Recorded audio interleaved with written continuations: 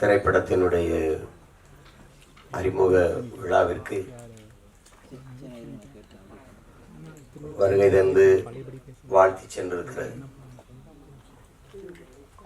அன்பிற்கும் பாசத்திற்கும் உரிய அப்பா எஸ் ஏ சந்திரசேகர் அவர்களுக்கும், மதிப்பிற்குரிய அண்ணன் ஆர் வி உதயகுமார் அவர்களுக்கும், இங்கே அமர்ந்திருக்கிற அன்பிற்கினிய தம்பிகள் வசந்தபாலன், தம்பி சுசீந்திரன், தம்பி கண்ணன் அவர்கள், என்னுடைய குரு சித்ரா லட்சுமணன் அவர்கள், தம்பி கருப்பால் நேபன், எண்ணற்ற படைப்பாளிகள், அந்த வரிசையில் இப்போது தம்பி சிவபராஸ் அவர்களும் இணைந்திருக்கிறார். இங்கே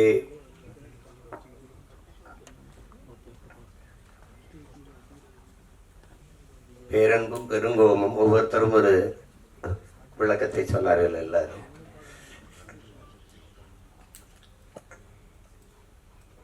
பெருங்கோபத்தினுடைய பிறப்பிடமே அந்த பேரன்பு தான்.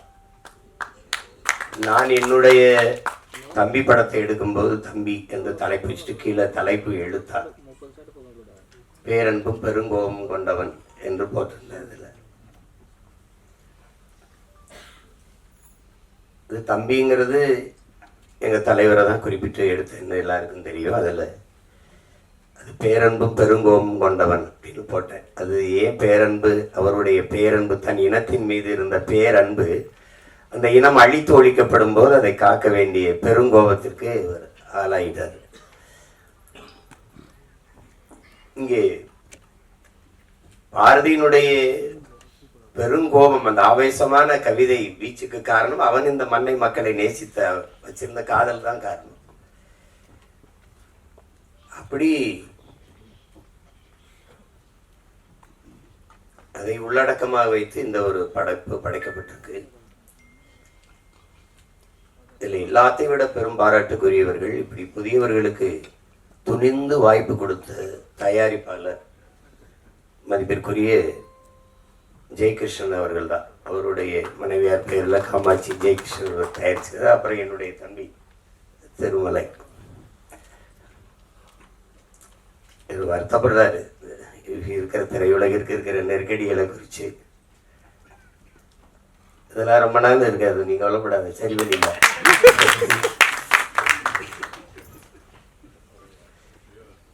அதுல புதியவர்களுக்கு வாய்ப்பு கொடுக்க, துணிஞ்சு வாய்ப்பு கொடுக்கறதுங்கிறது அது ஒரு பெரிய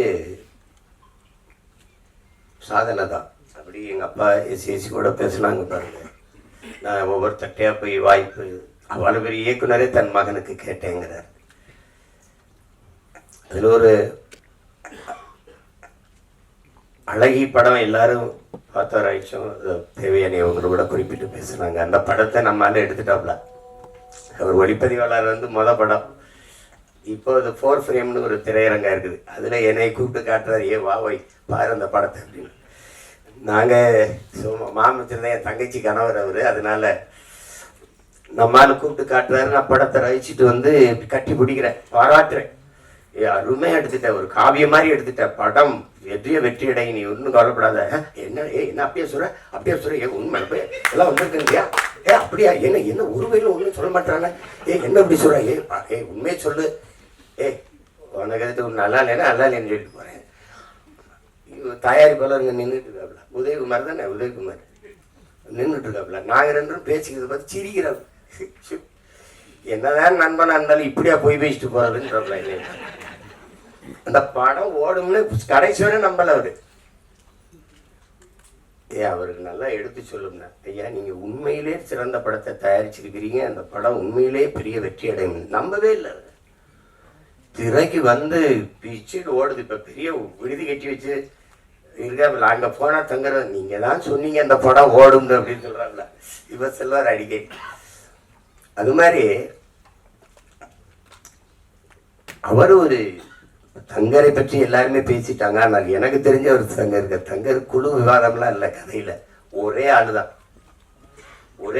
எழுதுவாரு. எழுதி ஒரு வாரத்தில் அந்த கதையை எழுதிட்டு வந்து எடுத்த படங்கள் தான் அத்தனையும். பள்ளிக்கூடத்துல அது முதல்ல ஏவிஎம் படப்பிடிப்பு நிலையத்தில் நானும் சேரனும் தங்கரும் 3 பேர் உட்காந்து பேசுகிறோம். 3 பேர் சேர்ந்து செய்யலான்ட்டு. அதில் எங்கால இதில் கோவத்தில் சேரன் அடிக்க மாட்டேன்ட்டால. அப்புறம் தான் நரேன் வந்தார். அது செஞ்சோம். அதில் ரொம்ப அழகான எழுத்தாளர். ஒரு ஒவ்வொன்றும் அவருடைய காவியம் போல ஒரு எழுதக்கூடிய ஒரு எழுத்தாளர். நான் கூட சொன்னேன், நீயே விஜித்தை நீயே அறிமுகம் செய்யலாமே. நான் எடுத்து வச்சிருக்காப்ல டக்கும் கிட்டிக்கால் திக்குத்தாலம் தானே. அவன் தான் முதல்ல அந்த படம் வேணாம் இந்த படம் வரட்டுன்ட்டான் விஜித்தை. அது விஜித்து மேல எனக்கு நம்பிக்கை இருக்கு. அதை விட எனக்கு எங்கால தங்கர் பச்சா மேல நம்பிக்கை இருக்கு. அவ எதையாவது எழுதி ஆக சிறந்த ஒரு காவிய படைப்பா தந்தாவது விஜித்தை நிறுத்திடுவான். அதுல எனக்கு வந்து அசாத்திய நம்பிக்கை இருக்கு.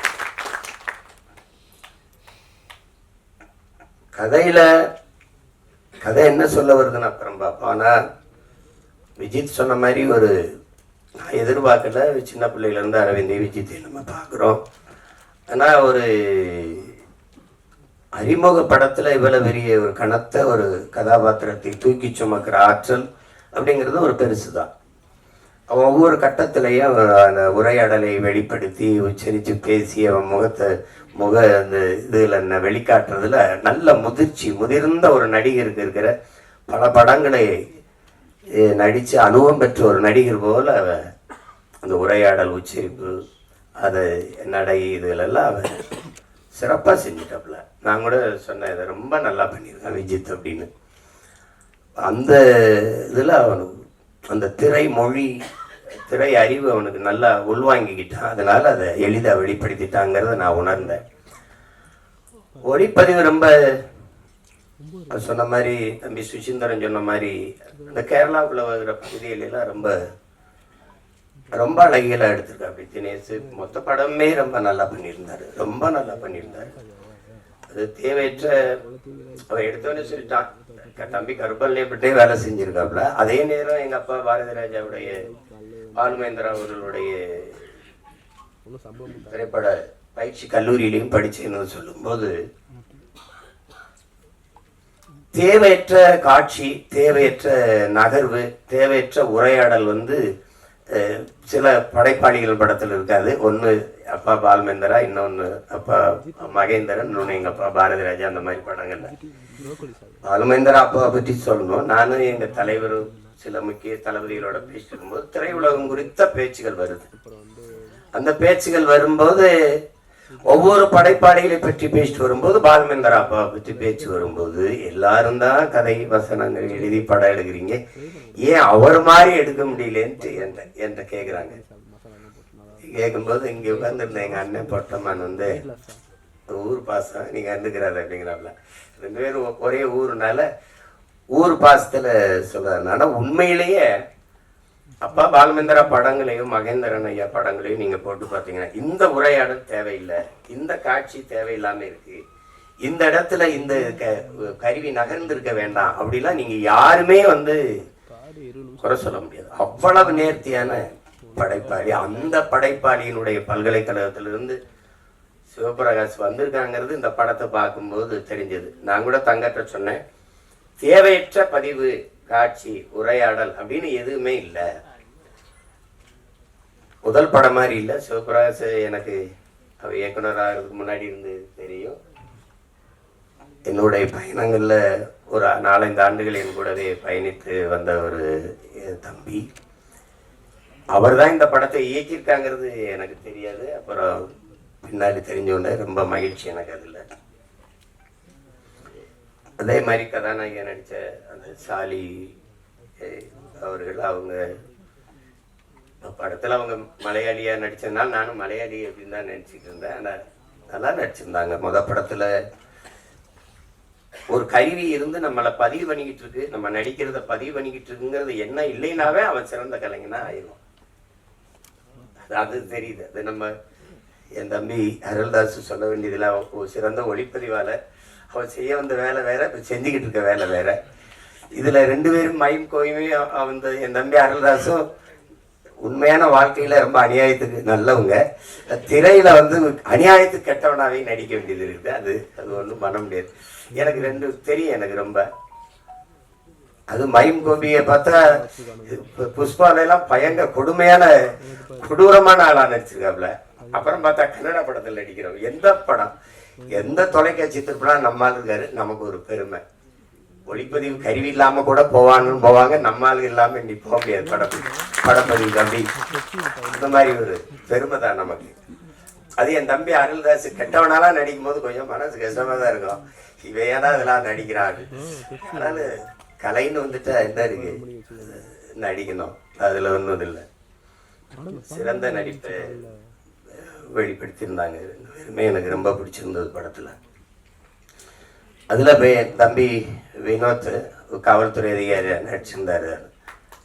நம்மால் அவன் நல்லா நடிச்சிருந்தான். நல்லா அவனுக்கு ஒரு பெரிய கதாபாத்திரத்தை கொடுத்துருக்காரு சிவபிரகாஷ். ரொம்ப நல்லா வெளிப்படுத்தியிருந்தார். அவர்கிட்ட இருந்துதான் கதை நகருது. ரொம்ப நல்லா இருந்தது. வாழ்த்துக்கள். வணக்கம். வாழ்த்துக்கள். இதுல நிகழ்ச்சியை நேர்த்தியா தொகுத்து வழங்கிக்கிட்டு இருக்க என்னுடைய தம்பி முபாஸ் அவர்களுக்கு என்னுடைய வாழ்த்துக்கள். ரொம்ப அது குறிப்பிட்டு சொல்ல வேண்டியது ஒளிப்பதிவு, அதுக்கப்புறம் அந்த உரையாடல். அது முருகேஷ் பாபு அவர்கள் ரொம்ப அருமையாக செஞ்சிருந்தார். இந்த உரையாடல் யாருன்னு நான் கேட்டேன்னா, வெளியில போய் எப்படி தேவையற்று பேசுறாங்க, வம்படியா பேசுறாங்க அப்படின்னு இல்லாம கதாபாத்திரங்கள் அதனுடைய இயல்புக்கு அந்த உரையாடலை எழுதியிருந்தாரு. ரொம்ப அருமையா இருந்தது. எல்லாருக்கும் என்னுடைய அன்பும் வாழ்த்துக்களும். இங்க ஆகச்சிறந்த மேதை இருக்காரு எங்க கலை இயக்குனர்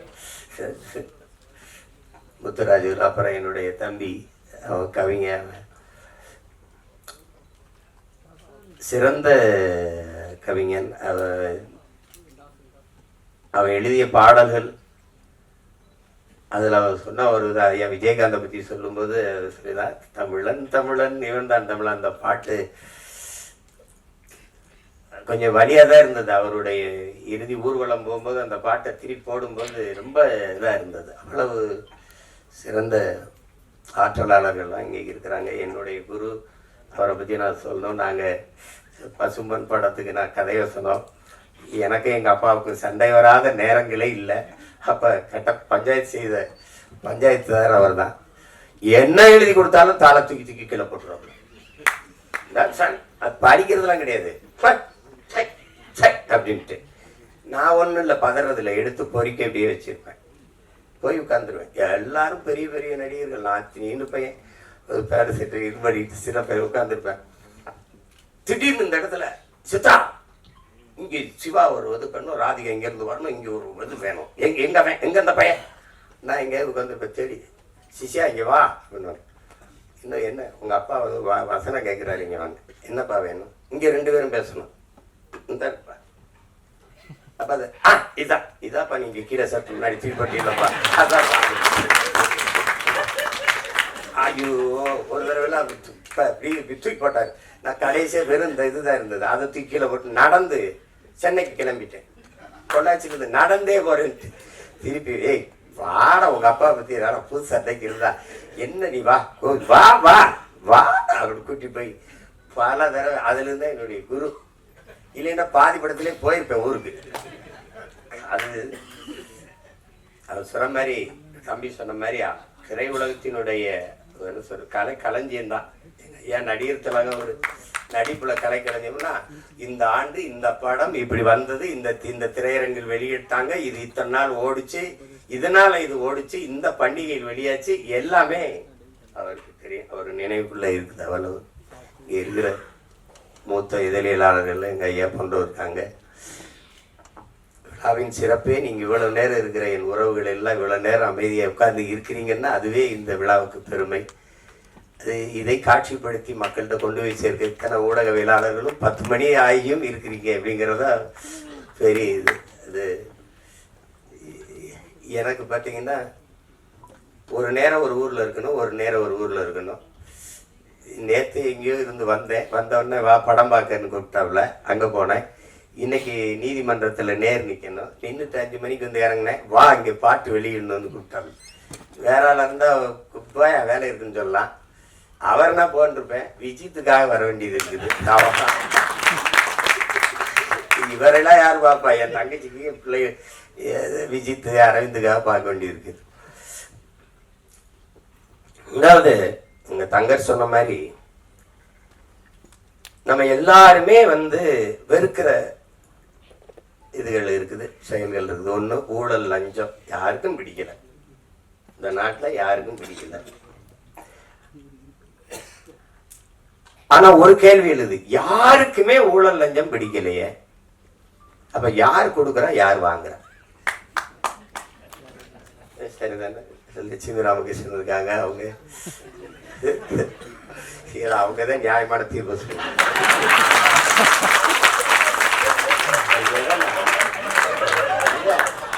ஒரு கேள்வியை நம்ம இப்படி கேட்டு பார்ப்போம், உங்களுக்கு ஊழல் பிடிக்குமா, லஞ்சம் யாருக்காரு பிடிக்குமா? தங்கச்சி உங்களுக்கு பிடிக்க யாருக்கும் பிடிக்காது. அப்போ யார் தாண்டா கொடுக்குறா, எவன் தாண்டா வாங்குறான் தெரியல. எங்க இந்த ஊழல் லஞ்சம் பிறக்குது அப்படின்னா, தனக்கு கிடைக்காதது எவனுக்கும் கிடைக்க கூடாது, எவனுக்கும் கிடைக்காதது எனக்கு கிடைச்சிடணும், இந்த எண்ணத்துலதான் ஊழல் லஞ்சமே பிறக்கும். கோயில் கருவறையா முதல்ல கும்பிட்டு போயிடணும், அதுக்கு 1000 ரூபாய் சிறப்பு தரிசனம் கட்டிடு, என்ன லஞ்சம். பிரசவ வரையா அங்க போனா மனைவி சேர்த்தனா மருத்துவர்னு கூட சொல்றது இல்லையே, நம்ம தான் டாக்டர். எவ்வளவு செலவானாலும் பரவாயில்ல காப்பாத்திருங்க, அந்த வார்த்தையே லஞ்சமாயிருது. எவ்வளவு செலவானாலும் பரவாயில்லையா, அப்ப காசுக்காரன் போடுறான்னு திட்டிடுறான். கோயில் கருவறையில் இருந்து தாயின் கருவறை வரைக்கும் ஊழல் லஞ்சம் இருக்கு.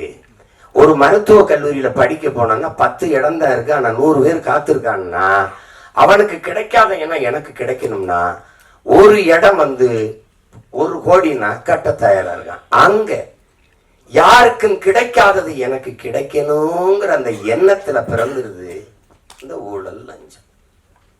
அதனால ஒழிக்க முடியல. அதே மாதிரிதான் இந்த சமூகத்தின் மிக கொடிய நோய். இன்னைக்கு நேரத்துல கதாநாயகி விட பாடினாங்க, நம் பாட்டன் பாரதி பாடினது. பாரதி இந்த சமூக கட்டமைப்பின்படி அவன் தாழ்ந்தவனோ அவன் தாழ்த்தப்பட்டவனோ அப்படி கிடையாது. அவன் உலகத்துல அவனை மாதிரி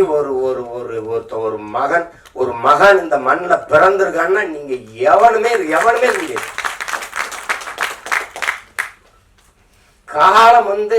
காலம் பல கவிஞர்களை உருவாக்கி இருக்குது அன்பிற்குரியவர்களே. காலத்தை உருவாக்கிய ஒரு பாவனன் உண்டென்றால் உலகத்திலே நம் பாட்டன் பாரதி தான். நாடு சுதந்திரம் அடையல 1921 செத்து போயிட்டான் பாரதி. 47 விடுதலை அடைகிற. ஆனால் ஆடுவோமே, பல்லு பாடுவோமே, ஆனந்த சுதந்திரம் அடைந்து விட்டோம் என்று அவன் அடைஞ்சிட்டான் சுதந்திரத்தை. நீ மாநிலம் பிரிப்பாய் நினைச்சானா? மொழி வழியே மாநிலங்கள் பிரிப்பீங்கன்னு நினைச்சானா? அவன் வந்தே மாதரம் என்போம், எங்கள் மாநில தாயை வணங்குவோம் என்போங்கிறாங்க. நீ பிரிக்கல, அதை பத்தி அவங்க கவலைப்படல. தமிழ்நாடுன்னு பேர் வைப்பாங்க, அதுக்கு ஒருத்தர் 76 நாள் பட்டினி கிடந்து சாவான், அதெல்லாம் அவனுக்கு தெரியாது. தமிழ் திருநாடு தன்னை பெற்ற எங்கள் தாய் என்று கும்பிடடி பாப்பா, அமிழ்தில் இனியதடி பாப்பா, நம்ம ஆன்றோர்கள் தேசமடி பாப்பான்னு. யாரு? தமிழ்நாடுன்னு ஒரு பேரே வைப்பாங்களானே தெரியாது. கம்பன் பிறந்த தமிழ்நாடு, உயர் கல்வி சிறந்த தமிழ்நாடு, புகழ் கம்பன் பிறந்த தமிழ்நாடுங்கிறான். வள்ளுவன் தன்னை உலகினுக்கே தந்து வான்புகள் கொண்ட தமிழ்நாடு, நெஞ்சை அல்லும் சிலப்பதிகாரம் எனும் மணி ஆழம் படைத்த தமிழ்நாடு தமிழ்நாடு தமிழ்நாடு பாடி தள்ளிட்டான். எப்ப தமிழ்நாடுன்னு பேர் வைப்பாங்களான்னு தெரியாது. அவ்வளவு பெரியாரிங்க. அக்கறை காலத்துல கழுதை வரக்கூடாது, கழுதையை கையில தூக்கிட்டு நடந்துட்டாப்ல. இந்த பாரதி படத்துல பாத்தீங்கன்னா தெரியுமே. மதம் மாத்துறது நீ மாத்திருக்க, உலகத்துல சாதி மாத்தின ஒரே மகன் பாரதிதான் கனகலிங்கத்தை கூப்பிட்டு மீதி எடுத்து போட்டு பூணூல போட்டு இன்னையில இருந்து நீ பறையன் இல்லை ஐயன். யாரா? சுப்பிரமணிய பாரதி பண்ணான்னு சொல்றான். போடா. அப்படி ஒரு ஆளு நம்ம ஆளு. அவன் சொல்றான், அவன் மனசுக்குள்ள எம்பிட்டு வலி இருந்தா, சாதிகள் இல்லையடி பாப்பா கூட தாழ்ச்சி உயர்ச்சி சொல்லல் பாவம், நீதி உயர்ந்த மதி கல்வி அன்பு நிறைய உடையவர்கள் மேலோருங்கிறான். அதுக்கு முன்னாடி ஒரு கிழவி வர்ற, அறிவு மூதாட்டி வர்றான். சாதி இரண்டொழிய வேறில்லை சாற்றுங்கால் நீதி வடுவா நெறிமுறை. சாதி இரண்டுன்னா நம்மால் என்ன பண்றான்? ஆஞ்சாதி பொஞ்சாதி. அது இல்ல சாதியே, அது இல்ல. ஆண்பால் பெண்பால், அது பாலியல் வேறுபாடு. அதுல அது சாதி இல்ல. ஆண் ஜாதி பெண் ஜாதின்னு கிடையாது, பாலியல் வேற்றுமை. அது அவ சொல்ற சாதி இட்டார் பெரியோர் இடாதார் இழிகுலத்தோன்ட்டான். கொடுக்கிற உயர்ந்த சாதி, தனக்கு என்று பதுக்கி ஒதுக்குற கஞ்ச பிசுனா இருக்கான அவன் அந்த இடிமகன் கீழ் சாதின்ட்டான். எல்லாரும் பாடி போறான். பாரதிக்கு பின்னாடி எங்களுக்கு ஒரு தாத்தா வரான், புரட்சி பாவனை. அவன் இருட்டறையில் உள்ளதடா உலகம்ங்கிறான். இருட்டறையில் உள்ளதடா உலகம், சாதி இருக்கின்றது என்பானும் இருக்கின்றானுங்கிறான். தமிழுக்கு அமுதென்று பேர், அந்த தமிழ் இன்பத்தமிழ் எங்கள் உயிருக்கு நேர்னு பாடின அவன், தமிழ் என் உயிருக்கு நேர்னு பாடின அவன், தமிழ் வளர்த்தல் ஒன்று சாதி ஒழித்தல் மற்றொன்று பாடல. சாதி ஒழித்தல் ஒன்று, நல்ல தமிழ் வளர்த்தல் மற்றொன்று. முதல்ல சாதிய ஒழிடாங்கிறான். சாதிய ஒளி எல்லாரும் சமநிலை சமூகம் படைக்கதான் போராடுறான். அங்க சித்தரு புத்தரு ஞானி யோகி மகான் எல்லா காலங்களையும் சாதிக்கு எதிரான குரல், சாதிக்கு எதிரான கருத்து, சாதிக்கு எதிரான கட்டுரை, சாதிக்கு எதிரான பாட்டு, சிந்தனை, போராட்டம். ஆனாலும் இந்த சாதி சாக மாட்டேங்குது. அதையெல்லாம் சொன்னா, எல்லாரையும் சாகடிக்கிற சாதியே உனக்கு ஒரு சாவு வராதா? அதானே எல்லாரும் பாடுனான். இந்த தலைமுறையில எங்க விஜித்து சிவபிரகாச அவன் பங்குக்கு ஒரு நெற்பள்ளி போடுறான். இந்த சாதியை கொளுத்துறது. சாதிங்கிறது ஒரு கொடிய சமூக நோயா இருக்கு, கொரோனாவை விட பெரிய கொடிய நோய். சாதி என்ன செய்யுது? உலகத்திலே புனிதமான ஒன்று இருக்குங்க, அன்பு. அதை கொண்டுருங்க. உலகத்திலே நீங்க இந்த மானுடன் ஒரு அளப்பெரிய ஆயுதங்களை கண்டுபிடிக்கிறாங்க, மனுஷன் அழிச்சு கொள்றது. இந்த எல்லா ஆயுதங்களையும் அழிக்கக்கூடிய ஒரு ஆற்றல் இருக்குன்னா அது அன்புக்கு தேவை. அன்பு என்ன செஞ்சிரும்னு பாருங்க. அமெரிக்க அதிபர் இந்தியாவுக்குள்ள வந்தா கடவுச்சீட்டு வீசா அனுமதி வேணும். இந்திய நாட்டின் முதன்மை அமைச்சர் ஐயா மோடி அமெரிக்கா ரஷ்யா போனா அவர் கடவுச்சீட்டை காட்டணும், அனுமதி உள்நுழைவு அனுமதி வேணும், வீசா அனுமதி உள்நுழைவு அனுமதி வேணும். ஆனால் ஒண்ணுமே இல்லைங்க. இதுல ஒருத்தி ஒண்ணுமே இல்ல. அன்னை தெரேசான்னு ஒருத்தி ஒண்ணுமே இல்லை. அவளுக்கு ஒண்ணுமே கிடையாது. அவ எந்த பதவியில எல்லாம் ஒண்ணும் இல்லை. பாருங்க, எல்லா நாடுகள்லையும் பணி செஞ்சு வந்து இந்தியாவில் தங்கிட்டா. அவளுடைய சேவை நிறைய தேவை இந்த நாட்டுக்கு இருந்துட்டா. அப்ப உலக நாடுகள் அந்த அன்பு தாயை பார்த்து சொல்லுது, அவளுக்கு கடவு சீட்டு இல்ல, உள்நுழைவு அனுமதி இல்ல, வீசா இல்ல. எந்த நாட்டுக்கு வேணாலும் நீ வா தாயே, உனக்கு எங்க தங்கணும்னு விருப்பமோ அங்க நீ தங்கிக்கலாம், எந்த இடத்துல நீ குடியேற நினைக்கிறியோ அங்க குடியேறிக்கலாம்னு உலகம் இருகரமும் விரித்து அந்த தாயை வரவேற்றது என்றால் உலகத்தை தன் அன்பால் சுருக்கி விட்டா ஒரு மனுஷன். அந்த அந்த மதம் சாதி எல்லாம் வைத்துக்கிறான். எல்லாவற்றிலும் புனிதம் ஒண்ணு இருக்குது, மனிதம். அந்த மனிதத்தை கொன்றுது. ஆக சிறந்த ஒன்று அன்பு, அதை கொன்றுது இந்த சாதி. சாதி மதம் நீங்க என்ன சாதாரண நினைக்கிறீங்களா? கல்லு சாராயம், இந்த கஞ்சா அவினு கொட்கைன்னு இந்த இதெல்லாம் இருக்குல்ல, அது போட்டாதான் புதையேறும். சாதி மதம் சொன்னா ஏறிடும்ன்றான். இந்த மார்க்ஸை விடவா ஒரு மேதை இருக்கான் அந்த நாட்டில். 2000 ஆண்டுகள்ல இவனை போல ஒரு சிந்தனையால நின்று பிறக்கலன்றா. அவனே சொல்றான் மதம் முறாபின்னு சொன்னா ஏறிடும்ன்றான். மத்த போதையெல்லாம் படுத்து தூங்கினா இறங்கிரும். சாதி மத போதை ஏறிச்சுன்னா செத்து பாடையில போனாலும் ஏறாது. ஏன்னா தனி சுடுகாடு. செத்தாலும் ஆறுமுக கண்டர் சுப்பிரமணிய நாடாருன்னு எழுதி வைப்பானா இல்லையா? கல்லறை இல்லை, செத்தாலும் போக. இந்த சாதி ஒரு சமூக நோய். குறிப்பா எங்களுக்கு தமிழ் தேசியர்களுக்கு பெருநோய். இந்த மண்ணில் பிறந்த ஒரு பெரிய புரட்சியாளன் எங்களுடைய அண்ணன் தமிழரசன் அவர்கள் எழுதுற, டேய் சாதி மதம் சாராயம் இது 3 தமிழ் தேசிய அரசியலின் மிகப்பெரிய பகைவங்கிறது. மது மதம் சாதி போதை இருக்க பெரிய கொடிய நோய்டாங்கிறது. அது என்ன சொல்ல, இப்ப தேர்தலில் நம்ம வேலை செஞ்சு போவேன் எல்லாம் சரின்னு விட, என்னதானாலும் நம்ம சாதியை விட்டு கொடுக்க முடியாதுலன்றான். அவனுக்கு மொழி செத்துச்சு கவலைப்பட மாட்டான், அவனுக்கு இனம் செத்துருச்சே கவலைப்பட மாட்டான், ஆறு செத்துருச்சே கவலைப்பட மாட்டான், மலை களவு போகுது கவலைப்பட மாட்டான், வளம் திருடு போகுது கவலைப்பட மாட்டான், உரிமை பறி போகுது கவலைப்பட மாட்டான். எது செத்தாலும் சரி தன் சாதி செத்துறக்கூடாது. அப்படி நினைக்கிற ஒரு கூட்டத்துக்கிட்ட 2 காதலர்கள் சிக்கிக்கிட்டா என்ன நிலைமை? அதுதான் கதை. ஒரு பேரன்பை ஒருத்தன் வைக்கிறான், அந்த பேரன்புக்கு பிரச்சனை, அந்த அன்பை சிதைச்சவனை ஒழிக்கணும்னு நினைக்கிறான், பெருங்கோபம். இதுதான் படம். சரிதான வை? ஆமான் தாப்ல. நீங்க இத பாருங்க, சாதிய இழிவை துடைத்தெறிய போராடாமல் இருப்பதை விட செத்து ஒழிவதே மேலானதுன்னு ஆனால் அம்பேத்கர் சொன்ன இந்த மொழின்னு இருக்கிற அந்த வலி இருக்குல்ல, அதை நீங்க உணர்ந்துட்டீங்கன்னா நீங்க இந்த நாட்டுல தீண்டாமைங்கிற ஒரு சொல்லே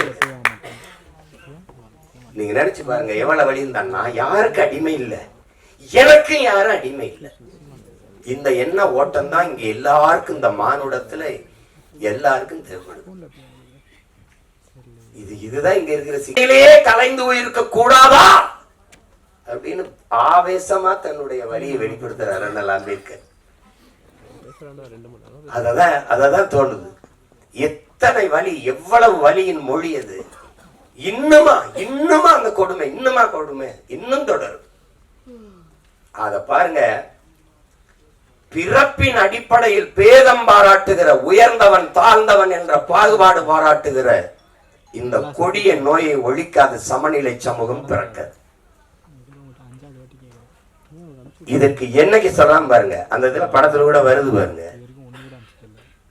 நம்முடைய அது குரல் ஒளியில வருது. நம்ம பாபா செல்லத்துறை அவர் சொல்றாரு பாருங்க, பிறப்பு ஒக்கும் எல்லா உயிருக்கும்னு வள்ளுவ பெருமகனார் தந்தள்ளிய மறைமொழியில் எத்தனை ஆண்டுகள், 1000 ஆண்டுகளுக்கு முன்னாடி பாடுறாரு. எத்தனை 1000 ஆண்டுகளுக்கு முன்னாடி பாடுறாரு. அந்த காலத்திலேயே இந்த ஏற்றத்தாழ்வு இருந்தது. பிறப்பு ஒக்கும் எல்லா உயிருக்கும், எல்லா மானுடருக்கும்னு சொல்லவே இல்லை நம் மூதாதை. எல்லா உயிருக்கும் பிறப்பு ஒக்கும். அதனால பிறப்பின் அடிப்படையில் பாகுபாடு, உயர்ந்தவன் தாழ்ந்தவன். இதுல பாரதி ஏன் ஆகச்சிறந்த மானுடன்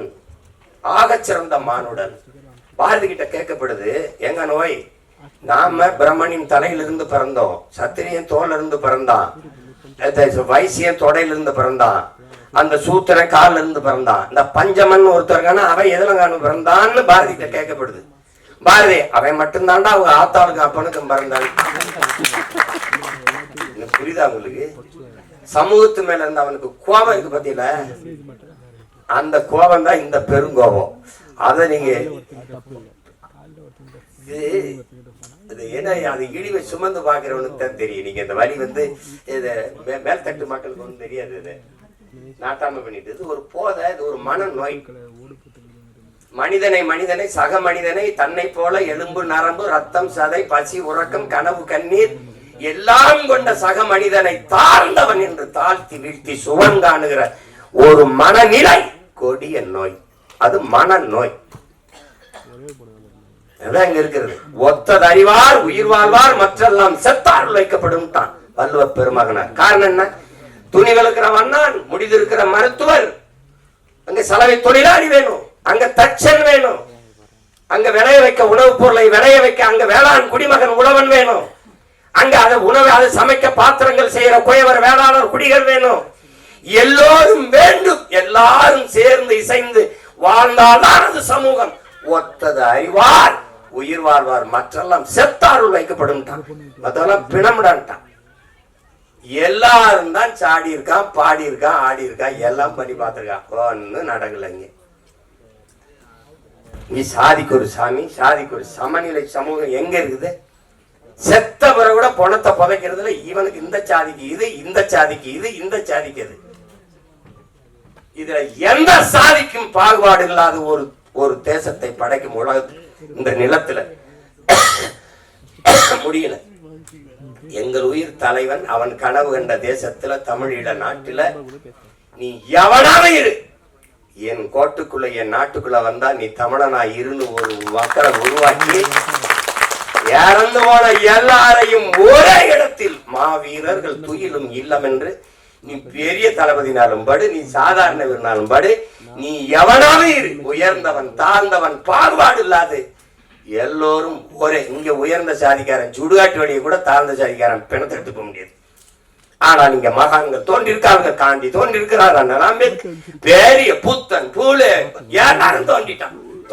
எடுபடல, ஒன்னும் தெரியவில்லை.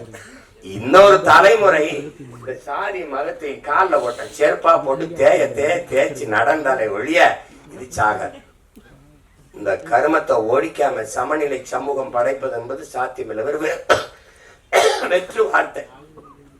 சாதியை இழிவு தீண்டாமை கொடுமைகளை வைத்துக்கிட்டு சாதியை ஏற்றதார்களை வைத்துக் கொண்டு சமூக முன்னேற்றம் சமூக மேம்பாடு என்று பேசுவது என்பது சாக்கடை குழியின் மேலே போடுகிற சந்தனம் பந்தலுக்கு சமம், மரக்குழியின் மேலே போடுகிற மல்லிகை பந்தலுக்கு சமம்னு அண்ணல் அம்பேத்கர் சொல்றாருன்னா காரணம் அவர் அனுபவிச்ச வழி. அவரை போல ஒரு கல்வியாளன் இந்த உலக வரலாற்றில் உண்டா சொல்லுங்க?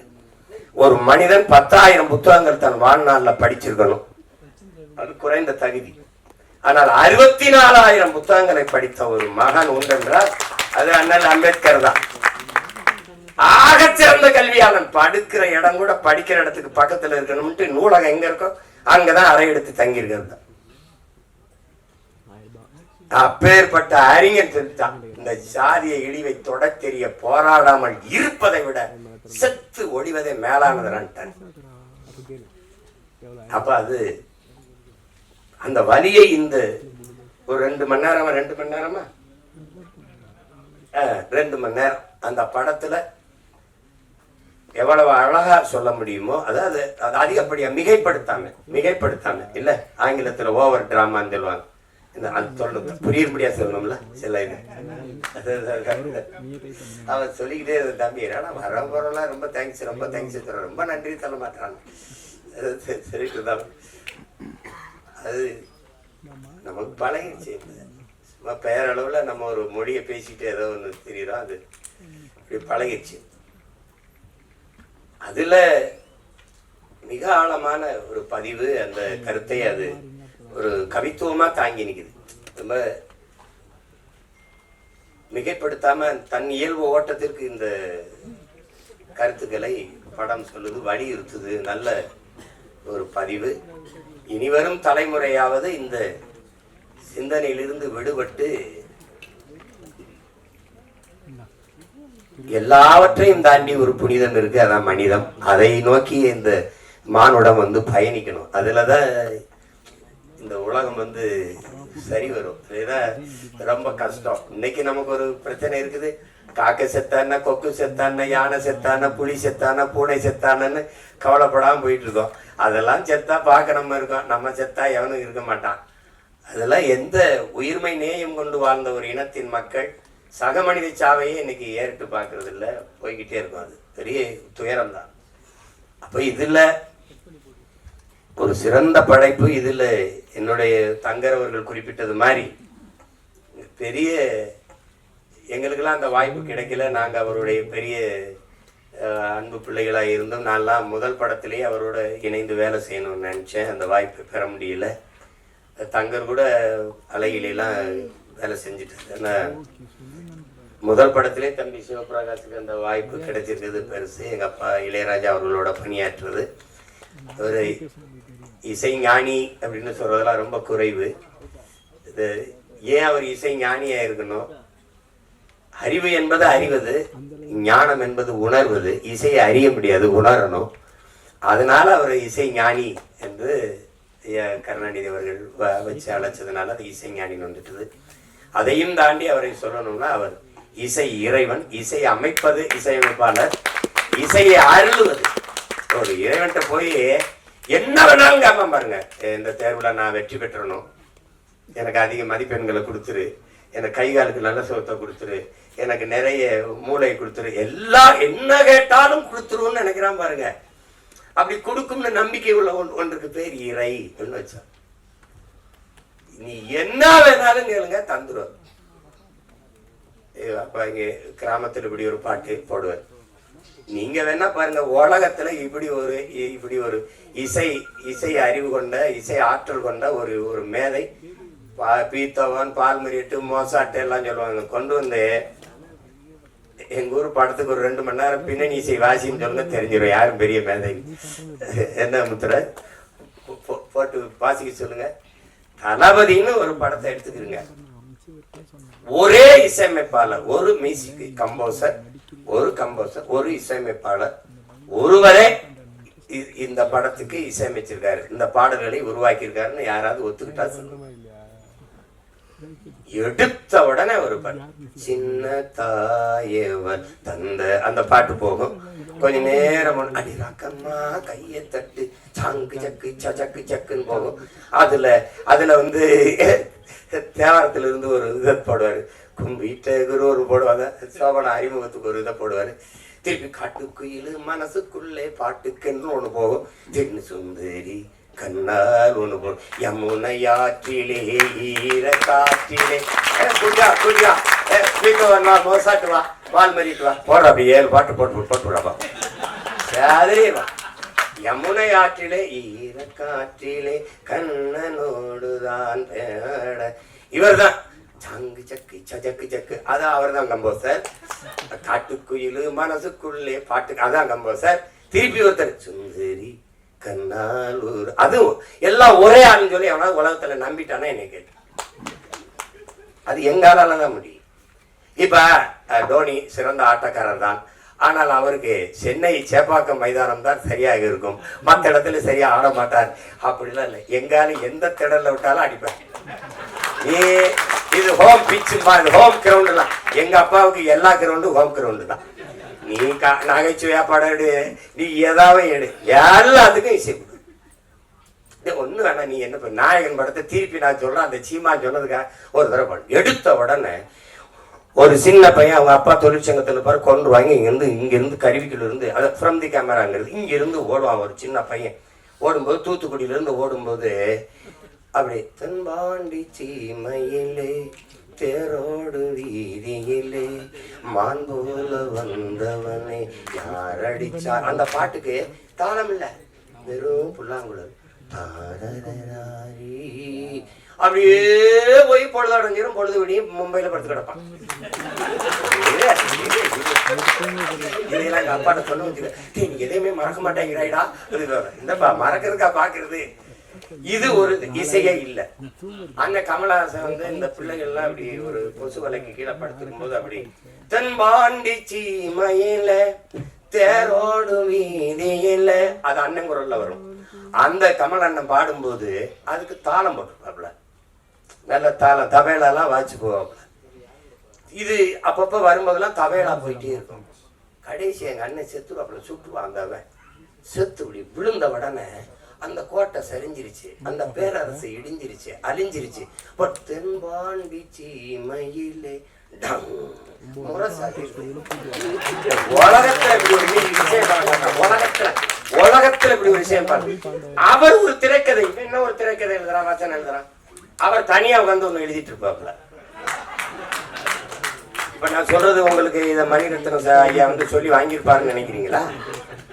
இந்த இடத்துல தவேலா போடுங்க, இந்த இடத்துல வெறும் புல்லாங்குழல்ல போங்க, அங்க வந்து அவர் இறந்துட்டார், அவ்வளவுதான், கோட்டையே சரிஞ்சு விழுந்துருச்சு. அப்ப முறை சாதிர் தான், தென்பாண்டி சீமையிலே தேரோடு வீதியிலே. இந்த போய் பாருங்க, அவர் சொல்றதுக்கு என்ன இருக்கு, எத்தனாயிரம் பாட்டு ஒவ்வொன்றும் அப்படித்தான். இதுதான் எங்க இளையராஜா. அதனாலதான் இசை இறைவன். இசை இன்னைக்கெல்லாம் ஒரு என்ன நடக்குது, அது பாட்டுக்கு மெட்டமைச்சுக்கிட்டு இருக்கோம். அது ஆங்கிலத்துல கம்போசிங். 4 மாசம் 3 மாசம் 6 மாசம் இது வந்து வரும்போது வரும். எங்க தங்கருக்கு விஜித்துன்னு பேர் வந்த மாதிரி வரணும், வரணும் இல்லையா? அது வரணும். ஆனா எங்கால எப்படி தெரியுங்களா, இங்க இருங்க, காலையில ஒரு பாடல் மாலையில ஒரு பாடல் பதிவு பண்ணி அனுப்பிடுவோம். இப்ப சின்ன தம்பி பாடல்லாம் எவ்வளவு புகழ் பெற்ற வெற்றி பாட்டு, எவ்வளவு நேரத்துல இசையமைச்சு மெட்ட அமைச்சிருப்பாரு இன்னைக்கு? 1/2 மணி நேரம் தான். 1/2 மணி நேரம் தான். அடுத்தாலும் சொல்றதுக்கு இல்ல, நான் தான் இருந்துக்கேன். நான் எங்க அப்பா மணிவண்ணனுடைய இணை இயக்குனர், அவர்கிட்ட பெட்டி வச்சுட்டு நின்றுட்டு இருந்தேன் நான். அவர் நின்றுகிட்டே இருந்தேன், அவர் கண்டுக்கல. தம்பி அந்த அந்த இடத்துல இந்த பாட்டு ஒண்ணு பாடி பாடி கட்டி நில்லலாம், அது எப்படி வரும்னு சொல்றா. நான் சொல்றேன் ஐயாட்டா அப்படின்னு. அது இல்ல இவனை பாட சொல்றாரு, நான் பெட்டியோட நிக்கிறேன், நாங்க 2 பேரும் தான் போயிருக்கோம். அவரு சொல்ற என்னது யாரு, என்னோட அவங்க அப்பா சொல்றாரு அசோசியேட் டைரக்டர், நான் ப்ரொடக்ஷன் மேனேஜர்.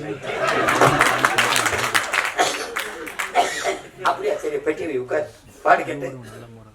நான் ஒரு பாட்டு பாடு, கண்ணில் ஏதோ மின்னல் அடிச்சு, அது எப்படி அந்த இடத்துக்கு சரியா வரும்? நான் ஒண்ணு போடுறேன், நான் போடுறேன். இந்த பாருங்க, நீங்க எல்லாம் நம்புங்க.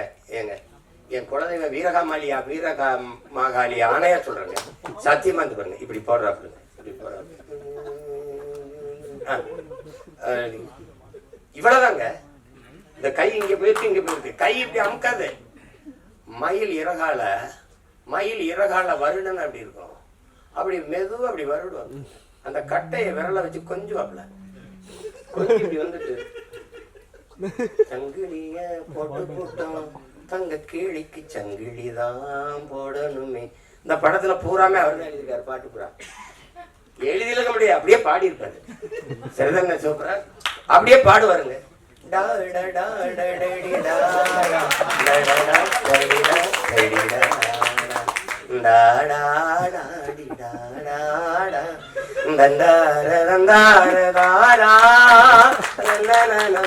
அந்த தன்னதான் இளையராஜா. இப்ப பாருங்க, மாலை நேர பூங்காத்து வீசும் அந்த மாந்தோப்பு உன்னோட உக்காந்து நாம் பேச, அது வரைக்கும் நல்ல இடம்தான். எப்படி பாருங்க, அவரை ரசிச்சிட்டீங்கன்னு வச்சுக்கிறீங்களா, ஒண்ணு சோறு தண்ணி ஒண்ணு தான் இருக்குது. எங்களை பெத்த தாய் பாடின தாலாட்டு எவனுக்கு நினைவு இருக்கு இந்த கூட்டத்துல? ஆனா 30-40 வருஷமா ஒரே ஆளோட தாலாட்டு சலிக்கல, இன்னைக்கும் சலிக்கல. தம்பி இந்த மிஸ்கின் ஒரு படம் எடுத்தா, இது சைக்கோன்னு ஒரு படம், அதுல என்னமோ தம்பி உதயநிதி ஒரு இதை வச்சுக்கிட்டு பாடுறாப்புல. அதுல வந்து ஒன்னு நினைச்சு போனேன்.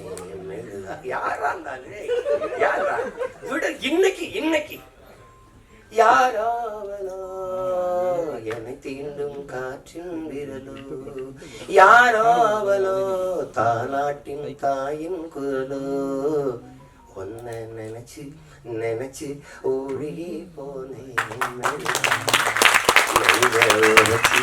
உடச்சு பறந்து எங்க ஆளு பாருங்க, விஜித்துக்கும் போடுவாரு, விஜித்து பையன் ஏக்கம் வந்தாலும் போடுவாரு.